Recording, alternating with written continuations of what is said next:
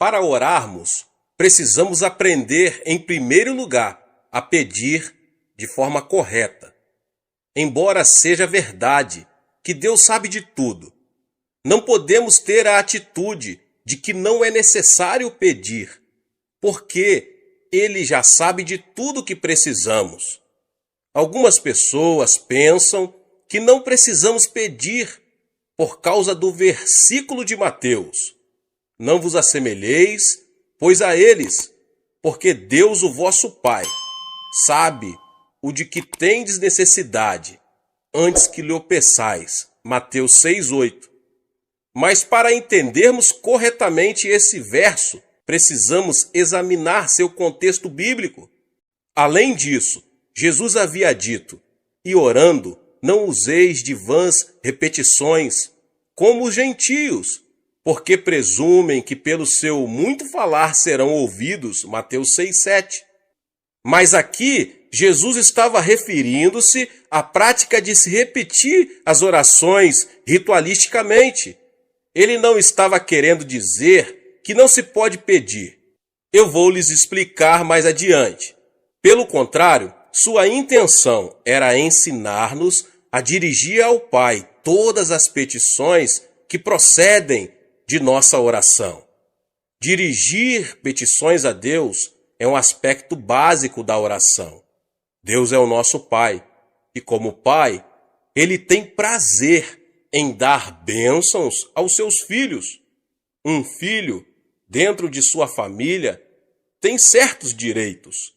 Jesus Cristo, o Filho de Deus, nos assegura: naquele dia, nada me perguntareis. Em verdade vos digo, se pedirdes alguma coisa ao Pai, Ele vô-la concederá em meu nome. Até agora nada tendes pedido em meu nome. Pedi e recebereis, para que a vossa alegria seja completa. João 16, 23 e 24. E no versículo 27, ele mostra por que isso acontece desse jeito. Porque o próprio Pai vos ama, visto que me tendes amado e tendes crido que eu vim da parte do Pai. O Pai nos ama porque cremos em seu Filho. Portanto, somos participantes da herança do Filho unigênito de Deus. Deus é muito bondoso, meus irmãos e irmãs. Ele quer dar-nos todas as boas coisas, desde que lá peçamos. Ora, se vós, que sois maus, sabem dar boas dádivas aos vossos filhos, quanto mais vosso Pai que estás nos céus dará boas coisas ao que lhe pedirem. Cristo veio a este mundo para proporcionar redenção e restauração ao homem caído. Quando Cristo estava preso na cruz, Deus estava cumprindo as condições necessárias para que a humanidade pudesse voltar a ter comunhão completa com Ele. Paulo disse o seguinte, a saber, que Deus estava em Cristo, reconciliando consigo mesmo o mundo, não imputando aos homens as suas transgressões, e nos confiou a palavra da reconciliação. Com base na obra reconciliadora do Pai, todos nós temos a possibilidade de sermos salvos. Mas a salvação tem que ser pregada até os confins da terra, oferecendo a todos os homens a oportunidade de aceitarem ou rejeitarem o Evangelho, a boa nova de que o preço já foi pago e que todos os homens podem ter acesso direto a Deus. Mas para receber essa grande bênção da salvação, os homens terão que pedi-la. Pelo arrependimento, eles devem pedir a Cristo que lhes perdoem os pecados. Devem pedir a Cristo que entre em seu coração. Embora o dom da salvação esteja à disposição de todos, só podemos apropriarmos dele pedindo. E não é somente a regeneração que obtemos pela petição. Também a plenitude do Espírito Santo está à nossa disposição, bastando simplesmente que peçamos. Quanto mais o Pai Celestial dará o Espírito Santo àqueles que lhe pedirem, Lucas 11:13. Mas não só o dom da salvação, mas também a plenitude do Espírito Santo e todas as demais bênçãos estão à nossa disposição e podemos obtê-las pela petição em oração. Tiago afirma que Deus não negará a sabedoria a ninguém, mas a dará liberalmente, desde que a peçamos com fé. Podemos obter os dons do Espírito Santo, bastando para isto que os peçamos. Cura, libertação, prosperidade e bênçãos são coisas que todos podemos pedir a Deus. Temos o direito também de orar a Deus por um avivamento. Pedir ao Senhor chuva no tempo das chuvas serôdias, ao Senhor, que faz as nuvens de chuva, dá aos homens aguaceiro. Zacarias 10:1. A bênção de Deus pode ser nossa, basta que a peçamos. Podemos receber as bênçãos de Deus, que em Zacarias são tipificadas como chuvas, porque Deus ordenou que as peçamos. Está bem claro que Deus está desejoso de abençoar seus filhos. Contudo, temos que fazer a nossa parte, que é pedir de forma correta. Agora, meus irmãos e irmãs, como funciona essa questão de pedir? Como podemos obter a resposta de nossas petições? Há, contudo, 4 passos. O primeiro passo, temos que pedir com fé. O simples fato de pedir alguma coisa a Deus não é garantia de uma resposta positiva. E tudo quanto pedirdes em oração, crendo, recebereis. Mateus 21:22. O segundo passo, temos que manter um relacionamento com Cristo.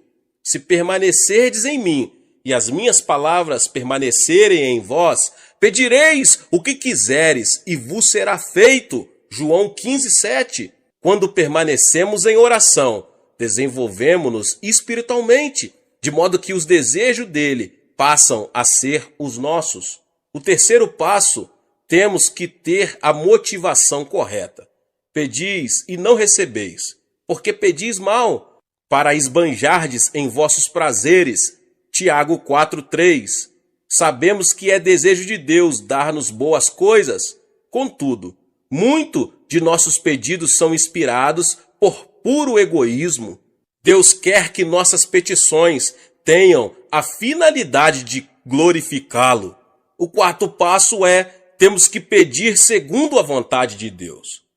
Será que isso quer dizer que teremos de procurar saber primeiro, antes de orar, se Deus quer que sejamos curados? Não. E é por isso que é tão importante conhecermos as Escrituras. A Bíblia nos diz qual é a vontade de Deus.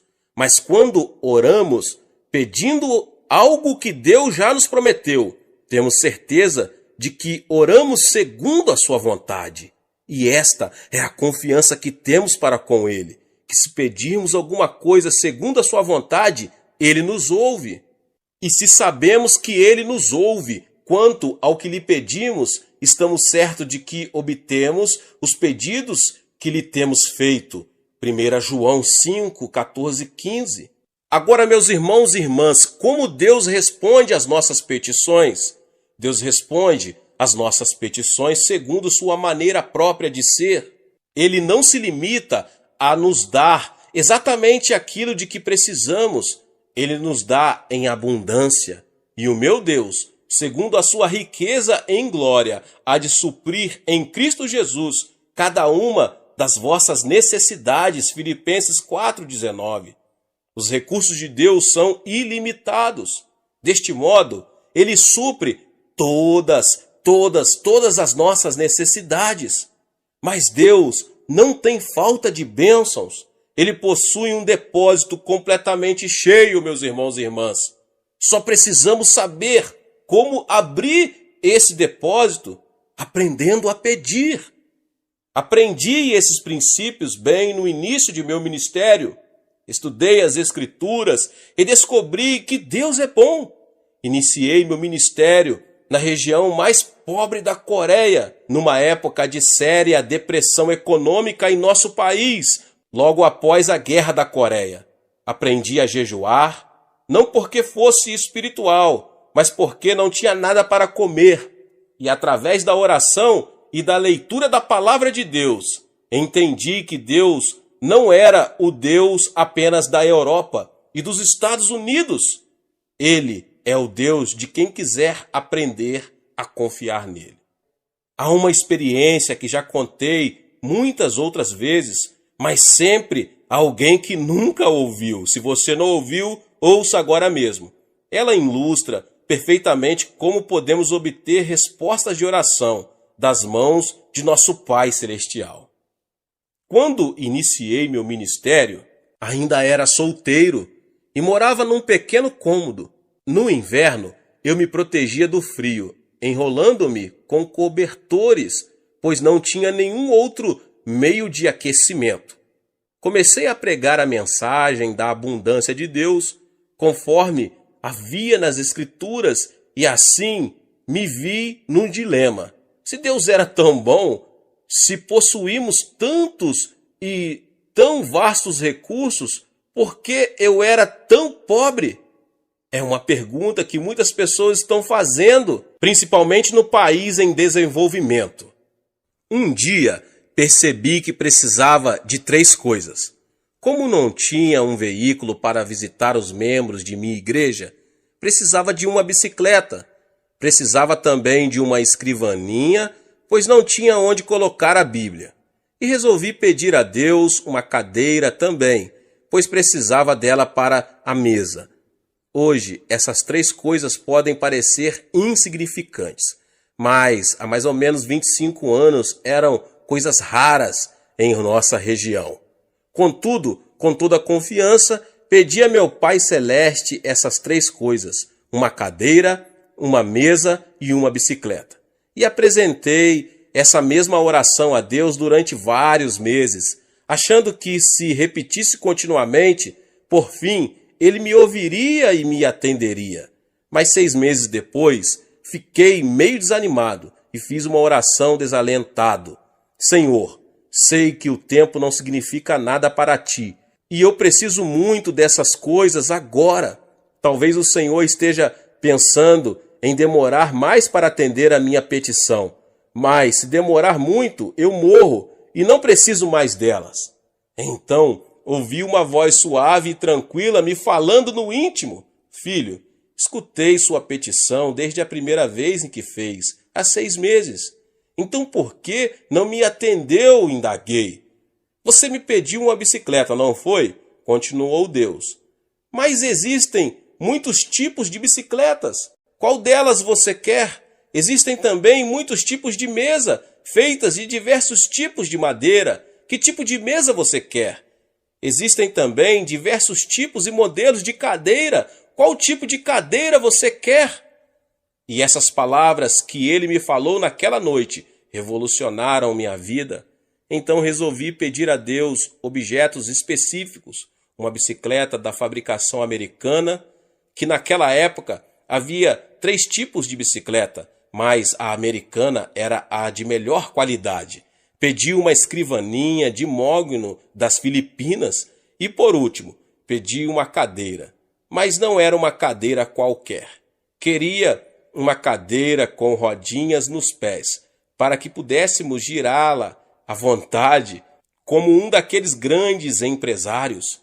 2 semanas depois, ganhei uma bicicleta americana um pouco usada e fora do filho de um missionário. Depois ganhei a escrivaninha de mogno das Filipinas e a cadeira para fazer jogo com ela. É claro que era uma cadeira giratória.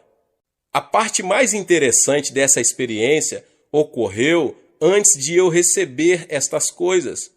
Um domingo eu estava pregando sobre Romanos 4,17, como está escrito: por pai de muitas nações te constituí perante aquele no qual creu, o Deus que vivifica os mortos e chama à existência as coisas que não existem.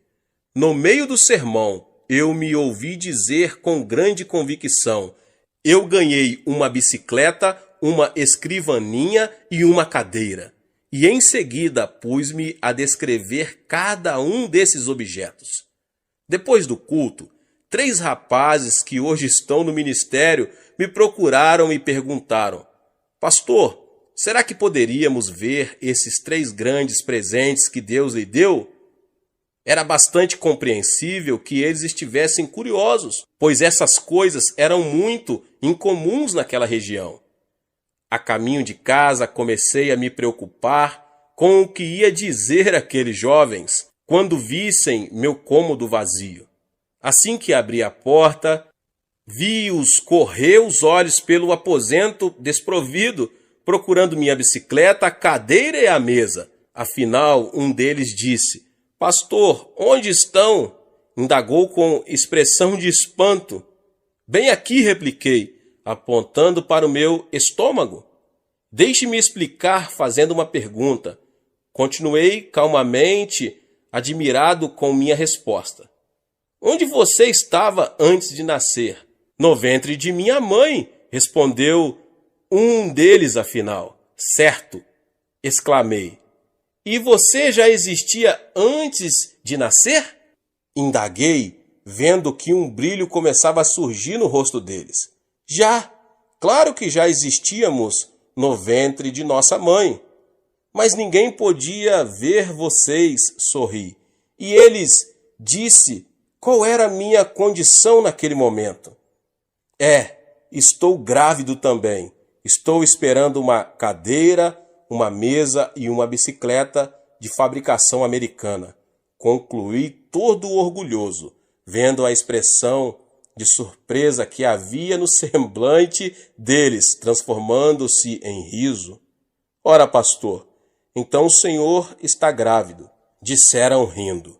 Tentei pedir silêncio a eles e que não contassem nada para ninguém, mas uma notícia como essa, um homem grávido, era difícil de manter em segredo. Então se espalhou pelo bairro a notícia de que o pastor da igreja local estava grávido. E quando eu passava, as mulheres olhavam para mim e riam. As criancinhas vinham colocar a mão em meu estômago para ver se sentiam ali a bicicleta. Mas depois, quando Deus me deu esses objetos, então foi minha vez de rir. E desse modo, Deus me ensinou a fazer orações específicas. É assim que se ora em fé. Não faça petições com generalidades, certifique-se bem do que você precisa e escreva. Depois, ao orar, apresente a Deus aquilo que você deseja com detalhes. Isso feito, passe a dizer que já o recebeu. Talvez não queira dizer em público, mas comece a dar graças a Deus e a confessar que já recebeu a resposta. Lembre-se de que se pedirmos com fé, Deus nos dará o que pedimos. É muito interessante que Deus tenha ensinado isto para um pastor de um pequeno país. Parece que geralmente só os pastores de países do Ocidente falam sobre a abundância das bênçãos de Deus ao atender suas necessidades, mas eu posso testemunhar de que Ele pode fazer o mesmo por qualquer homem ou mulher que lhe o pedir segundo a sua santa palavra. Muitas vezes deixamos que as condições sociais ou econômicas em que vivemos venham a ditar o nível de nossa fé. É por isso que devemos pedir a Deus que amplie nossa visão e nossos sonhos, já que estes são a linguagem do Espírito Santo. Tendo uma visão mais ampla, poderemos obter maiores bênçãos de Deus. Certa vez, Winston Churchill disse que os grandes homens procedem de grandes países, vivem em épocas de grandes realizações e desempenham grandes tarefas. Em geral, é assim que acontece. Contudo, meus irmãos e irmãs, Jesus Cristo, o Filho de Deus, veio de um país fraco e pequeno, Israel, e na época em que ele viveu, sua terra estava sob o domínio do Império Romano. Embora ele tenha realizado a maior de todas as tarefas, certamente não viveu numa época de grandes realizações para o povo de Israel. E, no entanto, ele constituiu o ponto central de toda a história. Não importa quem você é, você pode causar um grande impacto. Sua vida pode mudar seu país ou o mundo se você souber fazer a oração de petição. Deus deseja dar-nos muito mais do que imaginamos. Peça a Deus o dom que lhe possibilitará ter o maior impacto na situação em que você se encontra. Não se contente com uma situação comum. Sou de uma família pobre e de um país pobre e vivia em circunstâncias adversas. Apesar disso, nunca tive de abrir caminho à força para chegar diante dos grandes deste mundo. O dom da graça que Deus me concedeu tem me colocado diante de reis, rainhas, presidentes e de muitos mais notáveis líderes mundiais. Se Deus fez isso por mim, pode fazer por você também. Mesmo que você, que agora ouve essa mensagem, vive num país pobre da América Latina, sua vida pode deixar uma marca profunda nesse país e no mundo. Onde quer que você esteja agora, Deus pode e quer usá-lo para ajudar a atear o fogo do avivamento que irá varrer a África, a Ásia, a Europa, a América. Peça e você receberá, mas peça com fé, em o nome de Jesus. Deus disse a Moisés o seguinte: de lá buscarás ao Senhor teu Deus, e o acharás, quando o buscares de todo o teu coração e de toda a tua alma. Deuteronômio 4:29. O homem foi criado com o impulso de buscar comunhão com Deus. Existe nele um vazio que não pode ser preenchido com nada, a não ser uma genuína comunhão com Deus. Por mais que ele adquira coisas, elas nunca poderão tomar o lugar dessa comunhão, que preenche a própria essência do ser, dando-lhe um objetivo para a vida e alimentando sua alma. Deus criou Adão e instilou nele o fôlego da vida. Ele foi um ser físico antes de ser espiritual. Esta dimensão espiritual lhe deu a capacidade de manter comunhão e intercâmbio com Deus no meio do jardim, na virada do dia. Ao pecar, o homem perdeu essa possibilidade. Mas Deus ainda desejava manter comunhão com ele, e então tomou a iniciativa em Abrão. Este veio a ser o pai, Abraão, de todos os fiéis que iriam ter a oportunidade de manter comunhão com Deus. Mais tarde, Deus manifestou sua presença física na terra, através do tabernáculo de Moisés. Contudo, com poucas exceções, só o sumo sacerdote podia entrar na terceira divisão do tabernáculo, que era chamado o Santo dos Santos. No reinado de Davi, assim que ele foi aclamado rei de Israel, a primeira coisa que fez foi mandar trazer para o local de culto de Israel a Arca da Aliança, que era símbolo da presença de Deus. Entretanto, ao invés de recolocá-la ao tabernáculo, ele deveria, por ordem de Deus, erigir uma casa própria em Sião, onde Davi morava. Pois o Senhor escolheu a Sião, preferiu-a por sua morada. Salmos 132:13. Em Sião, Deus teria um contato direto com Israel e manteria comunhão com seu povo. Todavia, a adoração que o povo prestava a Deus voltou a assumir um estilo ritualístico. E Deus, mais uma vez, tomou a iniciativa de restaurar a comunhão com o homem, vindo ao mundo na pessoa de Jesus Cristo. Hoje, na era da Igreja, Deus nos deu o Espírito Santo, para que pudéssemos manter comunhão com o Pai e o Filho. Jesus disse: Ele me glorificará, porque há de receber do que é meu e vô-lo-á de anunciar. Tudo quanto o Pai tem é meu, por isso é que vos disse que há de receber do que é meu e vô-lo-á de anunciar. João 16, 14 e 15.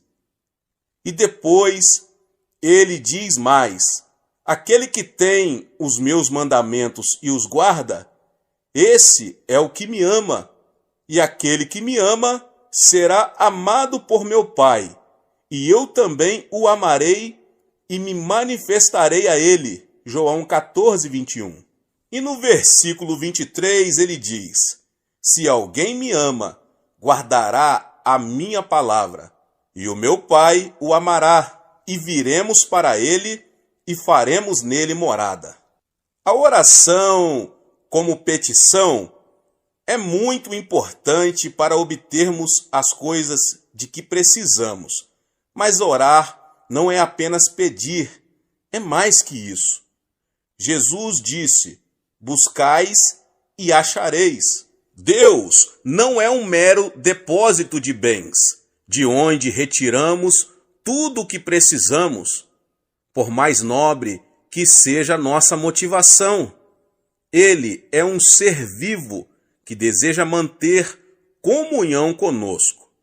Mas vem a hora, e já chegou, em que os verdadeiros adoradores adorarão o Pai em espírito e em verdade, porque são estes que o Pai procura para seus adoradores. João 4:23. Portanto, o outro nível de oração, que vem depois da oração de petição, é buscar. Isso não implica supressão da petição.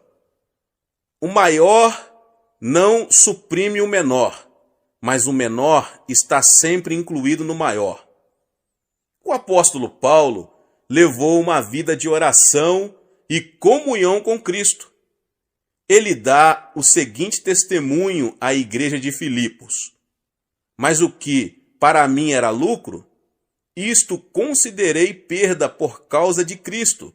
Sim, deveras considero tudo como perda, por causa da sublimidade do conhecimento de Cristo Jesus, meu Senhor, por amor do qual perdi todas as coisas e as considero como refúgio para ganhar a Cristo. Filipenses 3, 7 e 8. Como é que Paulo pôde ganhar a Cristo? Sabemos que a salvação é um dom de Deus, pela graça, mediante a fé.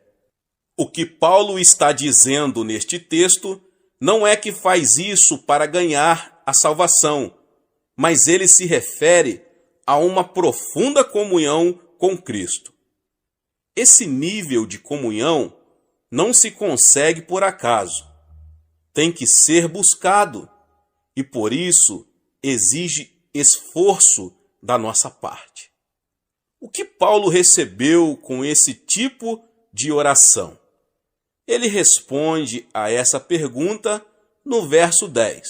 Para o conhecer e o poder da sua ressurreição e a comunhão dos seus sofrimentos, conformando-me com ele na sua morte. E depois prossigo para o alvo, para o prêmio da soberana vocação de Deus em Cristo Jesus. E no versículo 15, ele apresenta um desafio a todos nós. Todos, pois, que somos perfeitos, tenhamos este sentimento. Neste último versículo, o apóstolo revela que o sinal de que uma pessoa atingiu maturidade espiritual é o desejo de chegar a um nível espiritual no qual tenha uma comunhão íntima com Cristo. Deus é amor. O amor precisa ser extravasado através da comunhão. Assim sendo, a própria natureza de Deus exige uma coisa que nós temos o privilégio de dar a Ele: comunhão. Eu não preciso de um despertador para me acordar todos os dias, pouco antes das 5 da manhã. Apenas escuto uma batida à porta do meu coração, e isso automaticamente me desperta. Aí eu ouço o Senhor dizer: Xô, está na nossa hora, quero ter comunhão com você. Mas esse permanente relacionamento com Cristo não começou por uma simples resposta a uma petição. O que buscamos? Temos que buscar o Senhor, pois nele estão todas as bênçãos mais preciosas, em quem todos os tesouros da sabedoria e do conhecimento estão ocultos. Colossenses 2:3. Em Colossenses, Paulo apresenta a igreja como um campo riquíssimo. Nesse campo está escondido um grande tesouro. Mas não se trata de um tesouro material, e sim espiritual, sabedoria e conhecimento. Quando um recém-convertido ora, normalmente recorre ao trono de Deus em momentos de grandes dificuldades. Assim sendo, buscam a Deus querendo alguma coisa. Isso é bom e é muito importante. Deus quer que peçamos a Ele as coisas. Contudo, algumas pessoas veem a Cristo apenas como se Ele fosse um armazém, aonde vão com uma lista de compras para obter bênçãos de que precisam. Entretanto, todos os grandes mistérios, os tesouros de conhecimento, a fonte da alegria total e completa, essência do amor, estão em Cristo, esperando-nos como um tesouro escondido. Os que forem sábios venderão tudo que possuem e comprarão o terreno para que possam adquirir aquele tesouro. Moisés afirmou o seguinte: as coisas encobertas pertencem ao Senhor, nosso Deus, porém as reveladas nos pertencem, a nós e a nossos filhos, para sempre. Deuteronômio 29:29. Existem coisas que todos podem ver nas Escrituras, mas Deus quer levar-nos a uma comunhão tão íntima com Ele, que Ele possa revelar-nos seus tesouros mais profundos de sabedoria e conhecimento. Um tesouro não teria valor algum se fosse de fácil acesso a todos. Assim também, o tesouro espiritual de Deus é alcançado pela busca em oração. Aprendi já há muitos anos que precisamos esforçar-nos para encontrar os tesouros que Deus deseja mostrar-nos. Eu amo os que me amam, os que me procuram me acham. Riquezas e honra estão comigo, bens duráveis e justiça. Melhor é o meu fruto do que o ouro refinado, e o meu rendimento melhor do que a prata escolhida. Provérbios 8, 17 ao 19.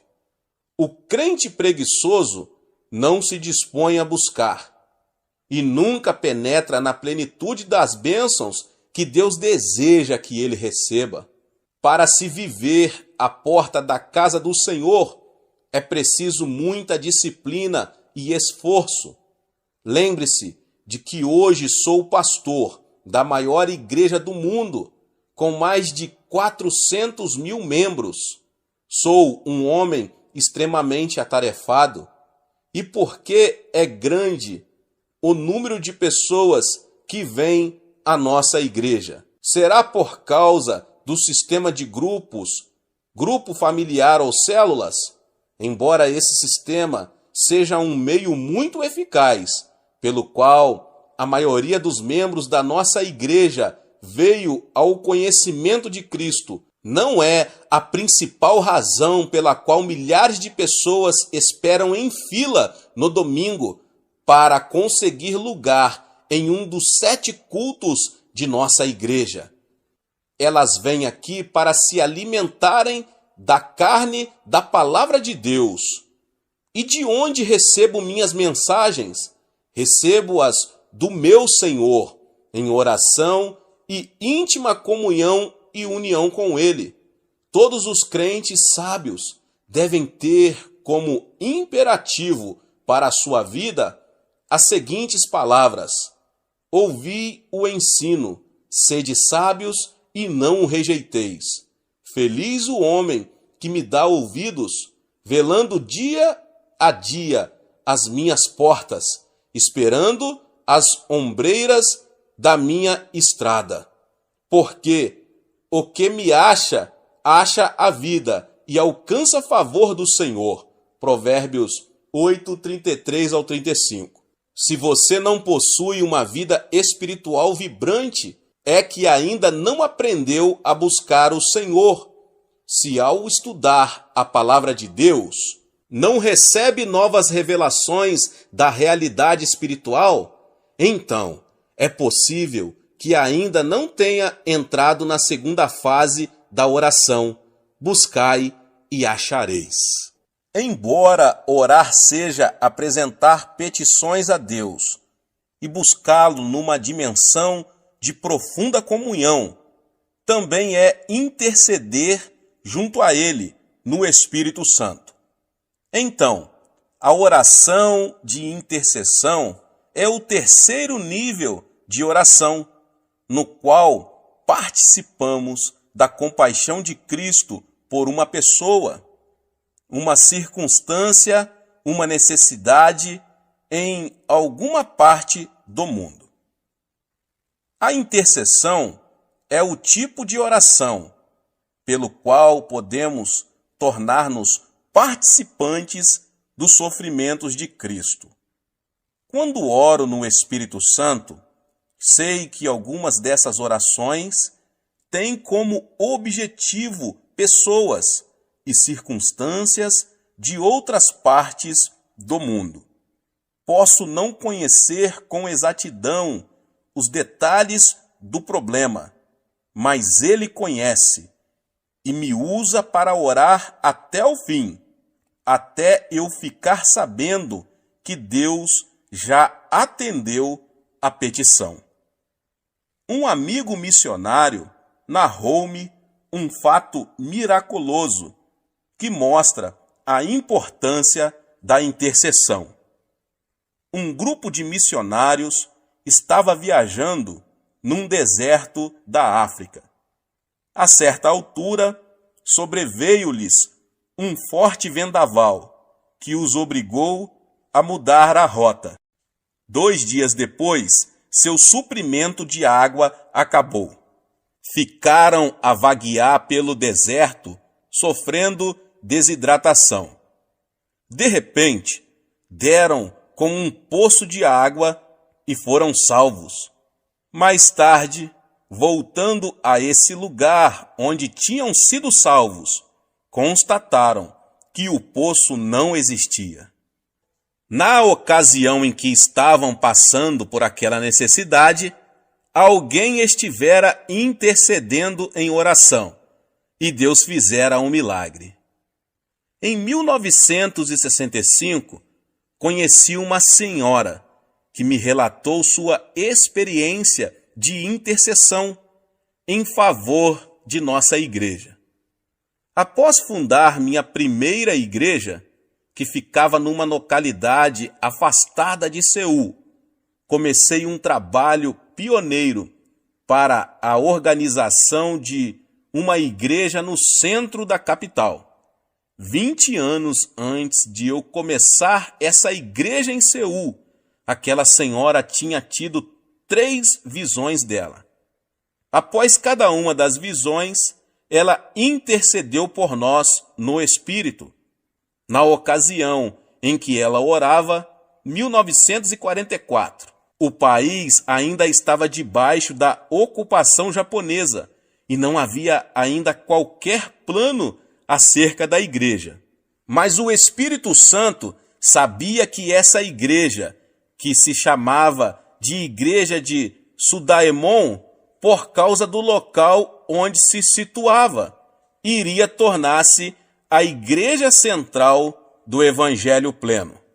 Deus usou aquela senhora fiel numa oração de intercessão para levar o Espírito Santo a pairar sobre essa área muitos anos antes que a visão viesse a se concretizar.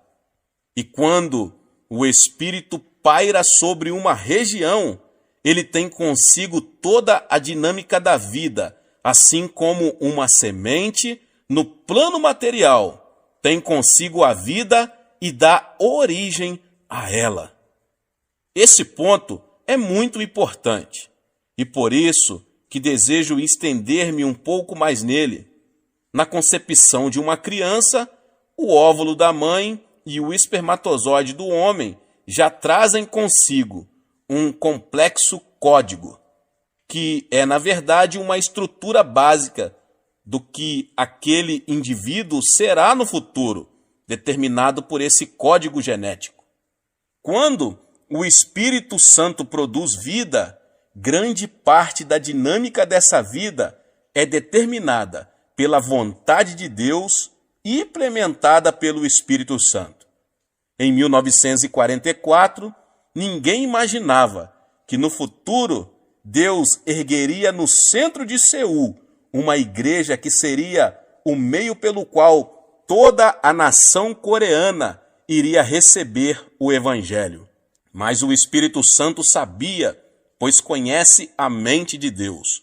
Por isso, ele despertou uma fiel intercessora que iria orar no Espírito 20 anos antes de tornar-se evidente a realidade pela qual intercedia. Essa senhora viu a igreja, viu que ela seria a maior igreja do mundo. Ela teve a mesma experiência de Simeão e Ana, em Lucas, no capítulo 2. Eles reconheceram que a criança que se achava diante deles naquele momento e que tinha apenas 8 dias de nascida seria o Messias de Israel. Agora, quais são as qualidades de um intercessor? Simeão constitui um exemplo perfeito das qualidades que o intercessor deve possuir. Em primeiro lugar, ele era um homem de oração.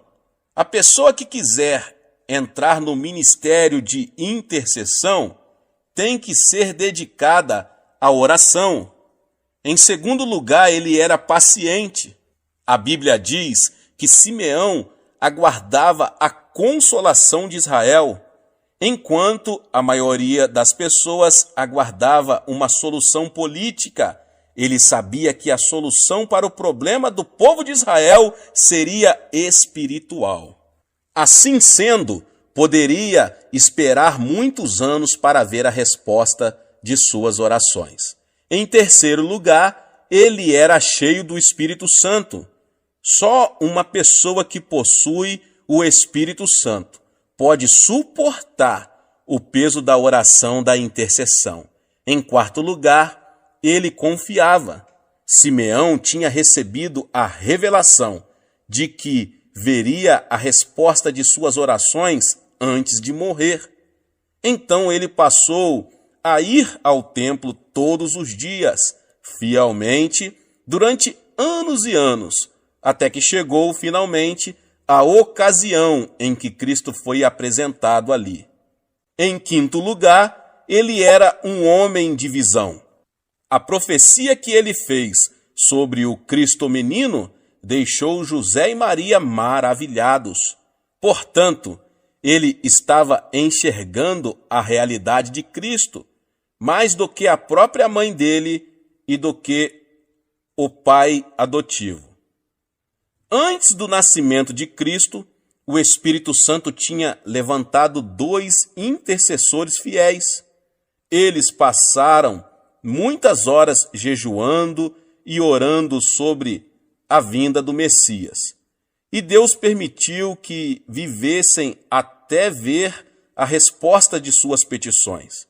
Desse modo, seu ministério de intercessão foi registrado para sempre nas Escrituras. A oração de intercessão é necessária para o cumprimento da vontade de Deus. Isso não quer dizer que Deus seja capaz de realizar sua vontade sozinho, mas Ele resolveu incluir nossa participação na realização dela. Assim sendo, aqueles que assumem um ministério de intercessão, na verdade, se tornam partes integrantes da realização dos planos e propósitos de Deus. Agora, por que a intercessão é necessária? Antes de analisarmos a necessidade da intercessão, devemos ver o que nós, discípulos de Cristo, somos nessa terra. Nós somos o sal da terra. Mateus 5,13. O sal dá sabor aos alimentos, aos quais é adicionado. Jó disse o seguinte: comer-se-á sem sal o que é insípido? Jó 6,6. A igreja deve ter na terra a mesma função do sal. Nossa presença na terra impede que Deus destrua este mundo pecaminoso, como destruiu Sodoma e Gomorra. Assim, Ele coloca sobre nós a responsabilidade do retardamento do juízo final, dando mais tempo aos homens para que aceitem ou rejeitem a Jesus Cristo como Salvador. Da mesma forma, somos embaixadores de Cristo. Assim, somos enviados como representantes oficiais de nosso governo, o Reino de Deus, para apresentar seus interesses em um país estrangeiro. Quando 2 governos estão em guerra, a primeira coisa que fazem é retirar seus embaixadores. Portanto, o fato de permanecermos nesta terra significa que Deus ainda está suportando o pecado do mundo e ainda há tempo para se pregar o Evangelho. Mas o sal também restringe o processo da deterioração. Antes de existirem geladeiras, as pessoas que viajavam também tinham que cobrir de sal a carne que levavam, para que ela não se estragasse. O espírito do anticristo já está em operação na terra desde o 1º século. João escreveu o seguinte: e todo espírito que não confessa a Jesus não procede de Deus. Pelo contrário, este é o espírito do anticristo, a respeito do qual tendes ouvido que vem e presentemente já está no mundo. Filhinhos, vós sois de Deus e tendes vencido os falsos profetas, porque maior é aquele que está em vós do que aquele que está no mundo. 1 João 4, 3 e 4. O espírito do anticristo, que é o espírito do desrespeito às leis, está operando com uma influência cada vez maior no mundo. Eventualmente, esse espírito produzirá o anticristo em pessoa. Por meio da igreja, o Espírito Santo está detendo essas forças contrárias a Deus, até que essa força positiva seja removida da terra. À medida que vamos amadurecendo no cristianismo, começamos a compreender que ser crente não é apenas um privilégio, mas também constitui uma responsabilidade. E sendo a principal barreira que impede a expansão da influência de Satanás no mundo, precisamos entender bem a importância da oração de intercessão. Se não entendermos claramente nossa condição de sal da terra e por negligência permitimos que o mal assuma o controle das circunstâncias naturais prevalentes em nosso país, então o sal terá perdido seu sabor. Naquela ocasião, Jesus disse: para nada mais presta, senão para ser lançado e ser pisado pelos homens. Nós fomos chamados por Deus também para sermos um reino de sacerdotes. E como corpo sacerdotal de reis, recebemos a autoridade. A tarefa do sacerdote do Antigo Testamento era interceder pelo seu povo diante do propiciatório. Assim também, em nossas orações de intercessão, exercemos nosso papel de sacerdotes do Novo Testamento, tomando posição na brecha, clamando pelas necessidades do povo de Deus. Deus determinou que seus filhos governem conjuntamente com Cristo. Ele não governa sobre nós, eximindo-nos de responsabilidades, mas ele nos delegou a autoridade para assisti-lo em seu governo na terra. E pôs todas as coisas debaixo dos pés, e para ser o cabeça sobre todas as coisas, o deu à igreja, a qual é o seu corpo, a plenitude daquele que a tudo enche todas as coisas. Efésios 1, 22 e 23. E no capítulo 2, Paulo amplia sua explanação de nosso papel como governantes, e juntamente com ele nos ressuscitou e nos fez assentar nos lugares celestiais em Cristo Jesus.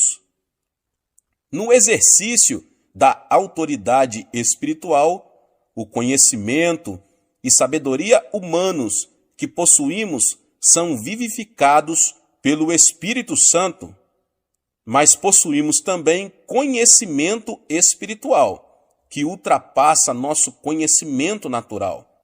Esse tipo de conhecimento nos é dado pelo Espírito Santo. O texto do Antigo Testamento mais citado no Novo é o Salmo 110. Vamos analisar atentamente este salmo para vermos como nossa autoridade pode ser empregada na oração de intercessão. Disse o Senhor ao meu Senhor: assenta-te à minha direita, até que eu ponha os teus inimigos debaixo dos teus pés. O Senhor enviará de Sião o cedro do seu poder, dizendo: domina entre os teus inimigos. Apresentar-se-á voluntariamente o teu povo no dia do teu poder, com santos ornamentos, com o orvalho emergindo da aurora, serão os teus jovens. O Senhor jurou e não se arrependerá. Tu és sacerdote para sempre, segundo a ordem de Melquisedeque. O Senhor, à tua direita, no dia da sua ira, esmagará os reis. Ele julga entre as nações, enche-as de cadáveres, esmagará cabeças por toda a terra. De caminho, bebe na torrente e passa de cabeça erguida. Nesse importante salmo, Cristo é apresentado como o supremo governante da terra e como sumo sacerdote, segundo a ordem espiritual de Melquisedeque. O autor do livro de Hebreus amplia mais o papel de Cristo como sacerdote espiritual, vivendo para sempre para interceder por eles. O governo de Cristo se revestirá de características bem peculiares, pois que governará sobre seus inimigos. Davi, quando era rei, no meio de seus inimigos, possuía um trono físico. Assim também, Cristo, que se acha no pleno controle de tudo, sem contudo possuir os tronos físicos do poder terreno. Assim sendo, a maneira pela qual o mundo experimenta o domínio de Cristo nas atuais circunstâncias é pelo exercício da autoridade da Igreja. Agora que já entendemos nossa posição espiritual neste mundo, como sal da terra, sacerdotes reais e coparticipantes do governo de Cristo, vejamos como funciona a intercessão e por que ela é necessária. Como vimos na oração que Daniel fez, Satanás faz oposição à vontade de Deus, não somente naquilo que diz respeito à igreja, mas em tudo que se relaciona com o mundo. Tendo recebido autoridade sobre esta era, Satanás é chamado de o Deus deste século. Ele dirige todo o seu poder contra o povo de Deus, que, como já vimos, é chamado a exercitar a autoridade de Cristo. Sabendo que a igreja é o principal obstáculo às suas pretensões na terra, Satanás se esforça para nos devorar como um leão que ruge. Entretanto, o evangelho tem que ser pregado e as nações têm que chegar ao conhecimento de Cristo. Vemos aí dois interesses conflitantes. E como vemos pelo estudo da história, quando há conflito de interesse entre as nações, surgem as guerras. Pela intercessão, o crente passa a exercer sua função sacerdotal, pela qual ele oferece uma base terrena a Deus, para que promova seus interesses. Esta era tornou-se um campo de batalha entre duas forças oponentes, mas Deus possui um grupo seu em terra estrangeira que pode fazer com que a influência da eternidade penetre nesta era. Dessa forma, este mundo natural pode ser conquistado e passa a estar sob o domínio do reino de Deus. Quando Israel estava guerreando contra seus inimigos, Moisés levantou as mãos, mas na hora em que ele abaixava as mãos, Israel era derrotado. Isso é um símbolo claro da prática da intercessão. Existe um preço na intercessão.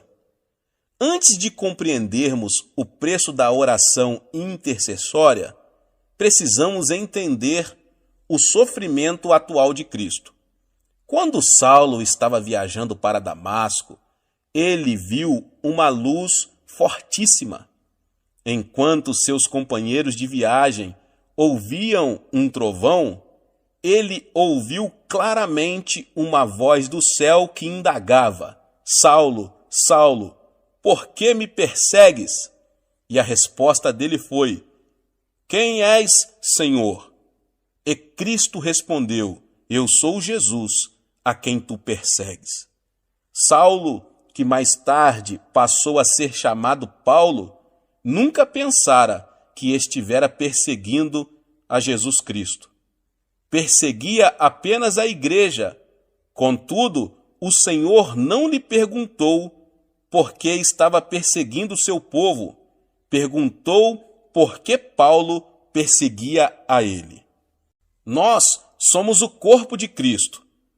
Tudo que nós, que somos membros dele, sentimos, ele sendo a cabeça, sente também. As dores que nós sentimos, na realidade, não são percebidas na superfície do corpo, no local afetado, mas no cérebro que fica em nossa cabeça. O cérebro projeta a dor para a parte do corpo que está afetada, para que seja tomada a providência necessária. Assim acontece também com o corpo de Cristo. Ele sente tudo o que sentimos, ele sofre o que sofremos, mas sendo a cabeça, o sofrimento dele é mais intenso. É verdade que as pessoas que podem infligir-nos maior sofrimento são as que estão mais perto de nós. Infelizmente, alguns crentes voltam para o mundo, rejeitando o precioso Senhor que os salvou. Lemos em Hebreus que, de novo, estão crucificando para si mesmos o Filho de Deus e expondo-no à ignomínia. Hebreus 6,6. Portanto, cada vez que um crente se volta para o mundo, Cristo sofre novamente o que passou na cruz. Pela oração de intercessão, o crente participa dos sofrimentos de Cristo com relação a um determinado problema de seu corpo. Certa ocasião, um pregador estava dirigindo uma campanha evangelística em larga escala na África. Um dia, ele acordou no meio da noite em prantos. Começou a orar e viu-se repetindo várias e várias vezes um nome desconhecido. Horas depois, o fardo da intercessão se desfez, depois de ele haver orado muito tempo em meio à grande agonia. Então, ele encerrou sua oração. No dia seguinte, ele viu nos jornais um relato muito estranho. Naquela noite, um povoado, cujos habitantes eram cristãos, tinha sido massacrado. O nome do povoado era o mesmo que ele estivera falando na noite anterior, e pelo qual chorava. Cristo sofrera a dor de seu povo, mas encontrara alguém que estava disposto a participar de seu sofrimento e de interceder no Espírito.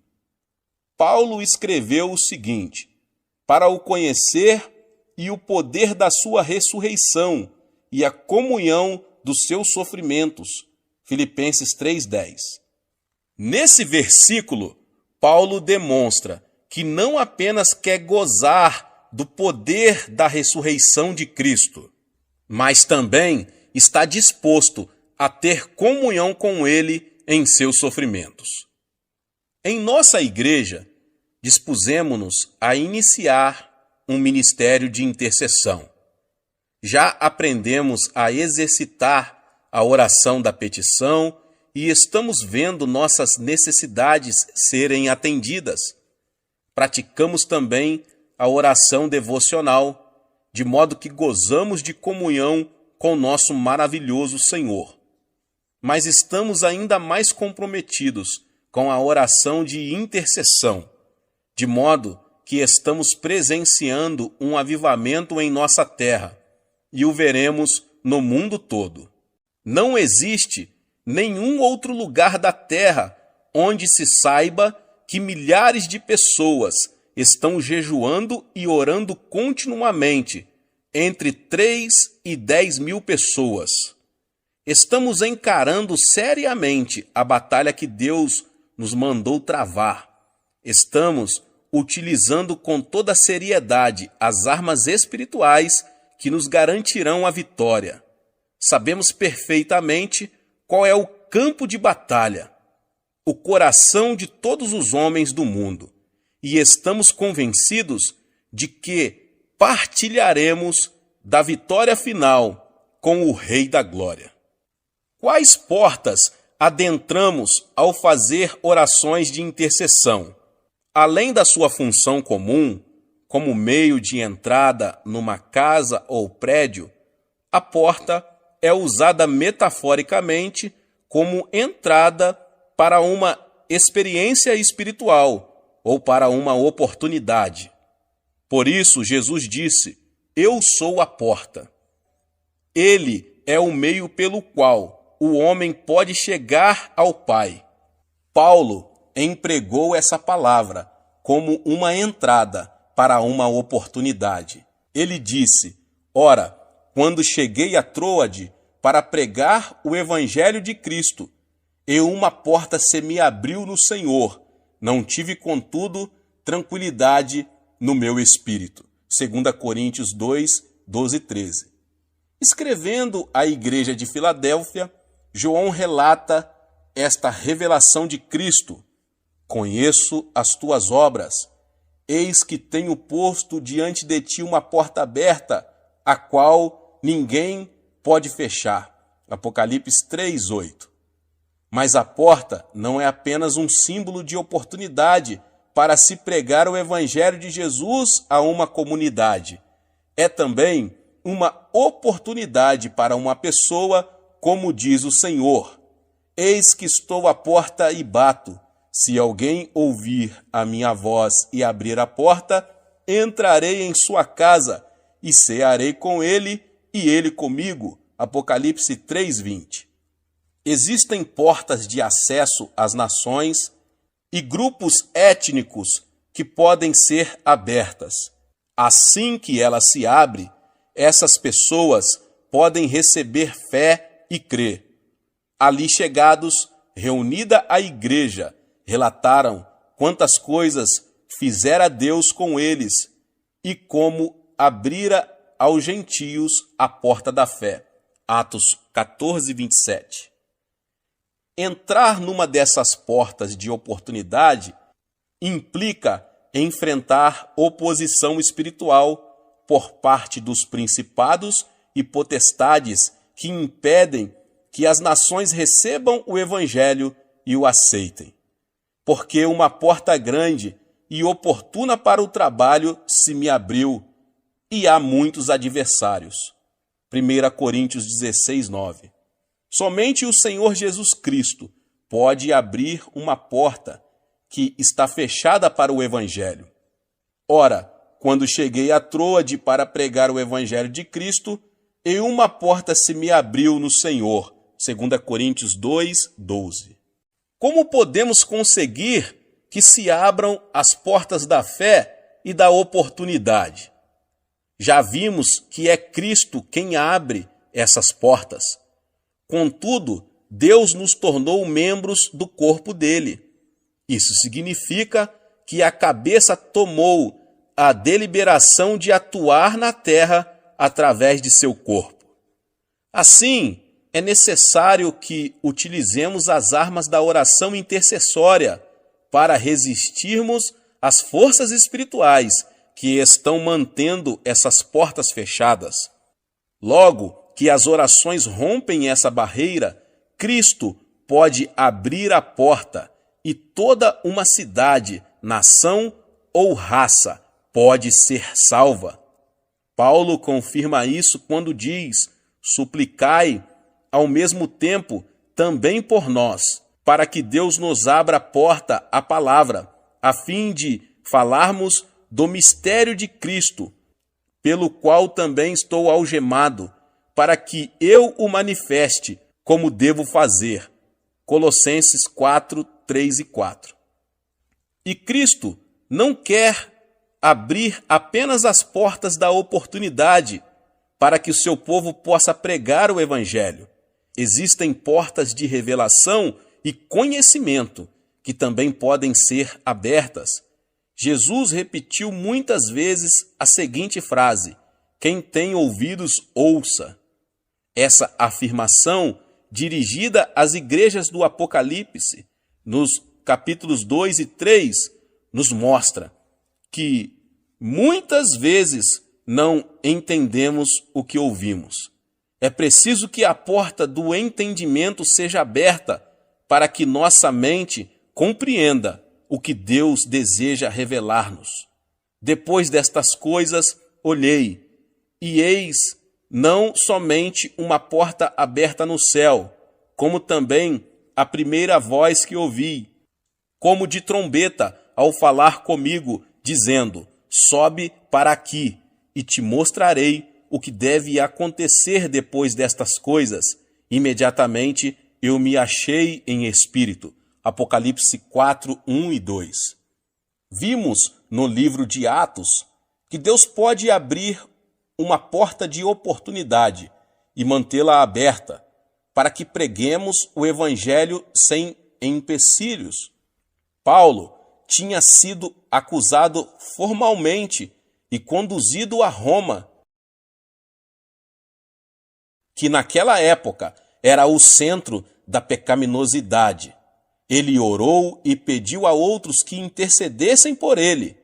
Por fim, abriu-se ali uma porta, pois 2 anos permaneceu Paulo na sua prova, onde recebia todos os que o procuravam, pregando o reino de Deus e com toda a intrepidez, sem impedimento algum, ensinava as coisas referentes ao Senhor Jesus Cristo.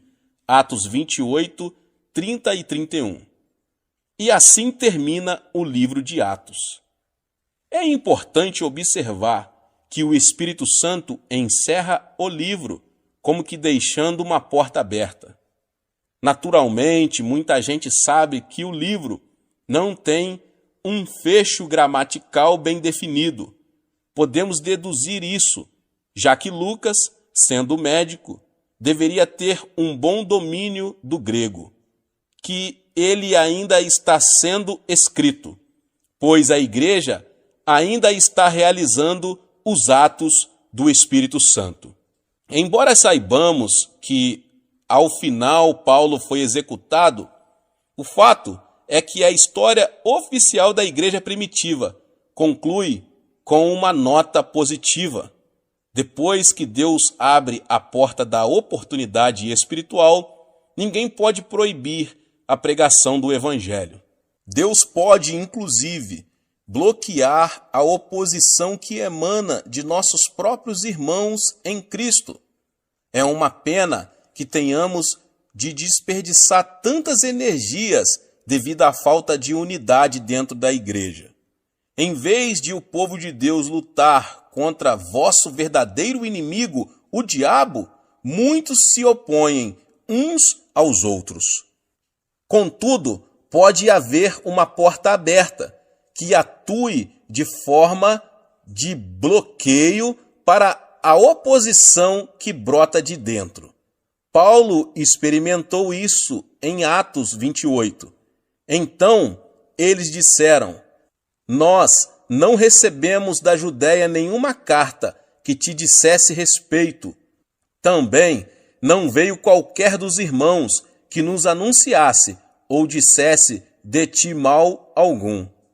Portanto, está claro que o que os crentes do mundo inteiro precisam entender e começar a fazer é atuar nesse terceiro nível da oração, a intercessão. Bata e a porta se abrirá.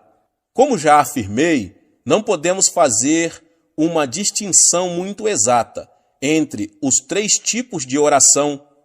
Podemos fazer petições, ter comunhão e intercessão no mesmo momento de oração. É difícil interceder sem ter comunhão com Cristo. Nossas petições serão mais eficazes na comunhão. E a intercessão implica fazer petições e ter comunhão. Contudo, se entendermos mais claramente esses 3 tipos de oração, poderemos orar com maior eficiência. Quando novos convertidos, encaramos a oração como um meio pelo qual podemos receber bênçãos de Deus. Com o passar do tempo, vamos amadurecendo espiritualmente e desejamos mais que isso. Agora, nossa experiência já não possui mais aquele forte sabor de novidade e podemos até pensar que estamos nos afastando da fé.